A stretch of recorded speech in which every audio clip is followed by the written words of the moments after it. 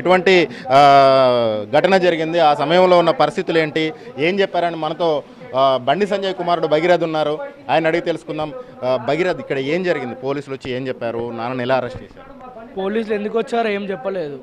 వచ్చారు, అరెస్ట్ అన్నారు. దేనికి అరెస్ట్ అంటే కూడా ఇన్ఫర్మేషన్ లేదు, వారెంట్ లేదు, ఏం లేదు. ఒక ఎంపీని డైరెక్ట్ అలా పట్టుకెళ్ళడం తప్పు. అరెస్ట్ చేస్తే ప్రూఫ్ ఉండాలి, వారెంట్ ఉండాలి.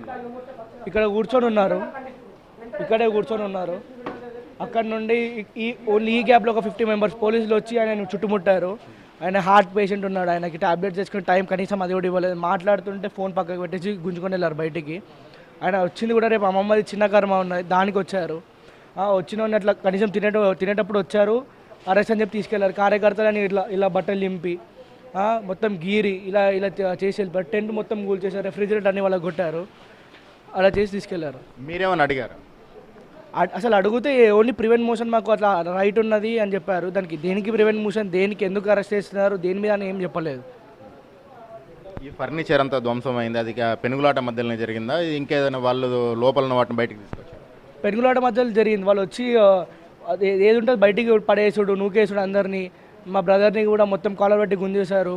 కాలు మీద కొట్టుడు, అందరినీ కడుపులో విసుకుడు, అన్నీ చేశారు. గీరుడు అన్నీ చేశారు.